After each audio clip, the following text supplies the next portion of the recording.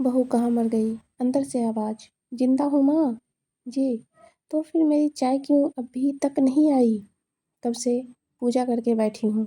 ला रही हूँ माँ जी।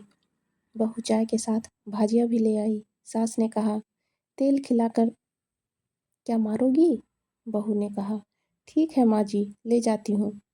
सास ने कहा, रहने दे, अब बना ही दिया है तो खा लेती हूँ। सास ने भजिया उठाई और कहा, कितनी गंदी भजिया बनाई है तुमने। बहू, माँ जी, मुझे कपड़े धोने हैं, मैं जाती हूँ। बहू दरवाजे के पास छिपकर खड़ी हो गई। सास भजिया पर टूट पड़ी और पूरी भजिया खत्म कर दी। बहू मुस्कुराई और काम पर लग गई। दोपहर के खाने का वक्त हुआ। सास ने फिर आवाज़ लगाई, कुछ खाने को मिलेगा? बहू ने आवाज़ नहीं दी। सास फिर चिल्लाई, भूखे मारोगी क्या? बहू आई सामने, खिचड़ी रख दी। सास गुस्से से, ये क्या है? मुझे इसे नहीं खाना, ले जाओ। बहू ने कहा, आपको डॉक्टर ने दिन में खिचड़ी खाने को कहा है, खाना तो पड़ेगा ही। सास मुंह बनाते हुए, हाँ तू मेरी माँ बन जा। फिर बहू मुस्कुराई और चली गई। आज इनके घर पर पूजा थी। बहू सुबह 4 बजे से उठ गई। पहले स्नान किया, फिर फूल लाई, माला बनाई, रसोई साफ की, पकवान और भोज बनाया। सुबह के 10 बज गए। अब सास भी उठ चुकी थी। बहू अब पंडित जी के साथ भगवान के वस्त्र तैयार कर रही थी। आज ऑफिस की छुट्टी भी थी। उनके पति घर पर थे। पूजा शुरू हुई। सास चिल्लाती, बहू ये नहीं है, वो नहीं है। बहू दौड़ती दौड़ी और सब करती। अब दोपहर के 3 बज गए थे। आरती की तैयारी चल रही थी। पंडित जी ने सबको आरती के लिए बुलाया और सबके हाथों में थाली दी। बहू जैसे ही बहू ने थाली पकड़ी, थाली हाथों से गिर पड़ी। शायद भोज बनाते हुए बहू के हाथों में तेल लगा हुआ था, जिसे वो पोंछना भूल गई थी। सारे लोग तरह तरह की बातें करने लगे। कैसी बहू है, कुछ नहीं आता, एक काम भी ठीक से नहीं कर सकती, न जाने कैसी बहू उठा लाए। एक आरती की थाली भी संभल नहीं सकी। उसके पति भी गुस्सा हो गए, पर सास चुप रही, कुछ नहीं कहा, बस यही बोल के छोड़ दिया, सीख रही है, सब सीख जाएगी धीरे धीरे।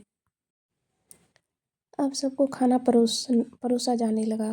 बहू दौड़ दौड़ के खाना देती, फिर पानी लाती। करीब 70-80 लोग हो गए थे। इधर 2 नौकर और बहू अकेली। फिर भी वहाँ सारा काम बहुत ही अच्छी तरीके से करती। अब उसकी सास और कुछ आस पड़ोस के लोग खाने पर बैठे। बहू ने खाना परोसना शुरू किया। सबको खाना दे दिया गया। जैसे ही पहला निवाला सास ने खाया, तुमने नमक ठीक से नहीं डाला क्या? एक काम ठीक से नहीं करती, पता नहीं मेरे बाद कैसे ये घर संभलेगी। आस पास वाले तो जानते ही हो ना, वो बस बहाना ढूंढते हैं नुक्स निकालने का। फिर वो सब शुरू हो गए, ऐसा खाना है, ऐसी बहू है, ये वो वगैरह वगैरह। दिन का खाना हो चुका था। अब बहू बर्तन साफ करने नौकरों के साथ लग गई।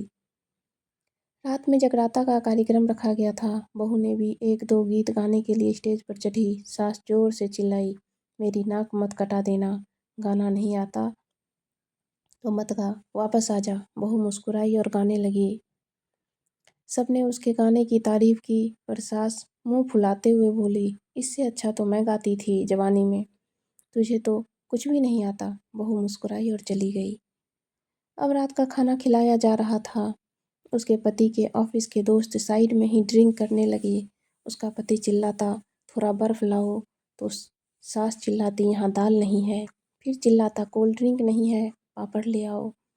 इधर उधर आखिरी में उसके पति की शराब गिर पड़ी उसके एक दोस्त पर और बोतल टूट गई।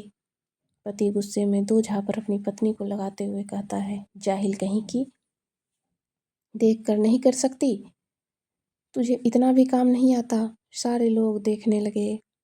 उसकी पत्नी रोते हुए कमरे की तरफ दौड़ी। फिर उसके दोस्त ने कहा, क्या यार, पूरा मूड खराब कर दिया, यहाँ नहीं बुलाया होता, हम कहीं और पार्टी कर लेते।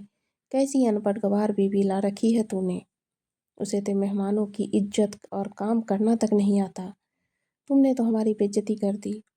और आस पड़ोस की औरतों को तो बहाना मिल गया था। वो कहने लगी, देखो क्या कर दिया तुम्हारी बहू ने, कोई काम की नहीं है। मैं तो कहती हूँ अपने बेटे की दूसरी शादी करा दो, छुटकारा पाओ इस कबाड़ से। सास उठी और अपने बेटे के पास जाकर उसे थप्पड़ मारा और कहा, अरे नालायक, तुमने मेरी बहू को मारा, तेरी हिम्मत कैसे हुई, तेरी टांग तोड़ दूंगी। उसके बेटे के कुछ दोस्त कुछ कहने ही वाले थे कि उसकी माँ ने घूरते हुए कहा, चुपचाप चुप, यहाँ दारू पीने आए हो, जबकि पता है आज पूजा है और तुम्हें पार्टी करनी है। कैसे संस्कार दिए हैं तुम्हारे माता पिता ने, और किसने मेरी बहू को जाहिल बोला। जरा इधर आओ, चप्पल से मारूंगी। अगर मेरी बहू को किसी ने शब्द भी कहा, अरे पापी, तूने उस लड़की को बस इसलिए मारा कि तेरी शराब टूट गई। पापी, वो बच्ची सुबह 4 बजे से उठी है, घर का सारा काम कर रही है, न सुबह से नाश्ता किया न दिन का खाना खाया, फिर भी हंसते हुए सबकी बातें सुनते हुए, ताने सुनते हुए घर के कामों में लगी रही। तेरे यार दोस्तों को वो अच्छी नहीं लगी, जूते से मारूंगी तेरे दोस्तों को जो कभी उन्होंने ऐसा कहा। उसके यार दोस्त चुपके से खिसक लिए। अब सास बहू के कमरे में गई और बहू का हाथ पकड़कर बाहर लाई। सबके सामने कहने लगी, किसने कहा था अपनी बहू को घर से निकाल के दूसरी बहू ले आना, जरा सामने आओ। कोई सामने नहीं आया। फिर सास ने कहा, तुम जानते भी हो क्या इस लड़की के बारे में, ये मेरी माँ भी है, बेटी भी है। माँ इसलिए कि मुझे गलत काम करने पर डांटती है, और बेटी इसीलिए कभी कभी मेरे दिल की भावनाएं समझ जाती है, मेरी दिन रात सेवा करती है, मेरे 1000 ताने सुनती है, पर एक शब्द भी गलत नहीं कहती, न सामने न पीठ पीछे। और तुम कहते हो दूसरी बहू ले आऊं, याद है ना छुटकी की दीदी, अपनी बहू की करतूत। सास ने गुस्से से पड़ोस की महिला को कहा, अभी पिछले हफ्ते ही तुमने मियाँ बीवी को भूखे छोड़ घूमने चले गए थे। मेरी इसी बहू ने 7 दिनों तक तुम्हारे घर पर खाना पीना, यहाँ तक कि तुम्हारे पैर दबाने जाती थी, और तुम इसे जाहिल बोलती हो। जाहिल तो तुम सब हो जो कोयले और हीरे में फ़र्क करना नहीं जानते। अगर आइंदा मेरी बहू के बारे में किसी ने एक लफ्ज़ भी बोला तो मुझसे बुरा कोई नहीं होगा, क्योंकि ये मेरी बहू नहीं, मेरी बेटी है। बहू सिसकियाँ लेते हुए फिर कमरे में चली गई। सास ने एक प्लेट उठाई और भोजन परोसा, बहू के कमरे में खुद ले गई। सास को भोजन लाते हुए देखा तो बहू ने कहा, अरे माँ जी, आप क्या कर रही हो, मैं खुद ले लेती। सास ने प्यार से ताना मारते हुए कहा, डर मत, इसमें जहर नहीं है, मार नहीं डालूंगी तुझे। तुझे नई सास चाहिए होगी, पर मुझे अभी भी तू ही मेरे घर की बहू चाहिए। बहू ने अपनी सास को रोते हुए गले से लगा लिया। सास भी रो दी पहली बार और कहा, चल खाना खा ले।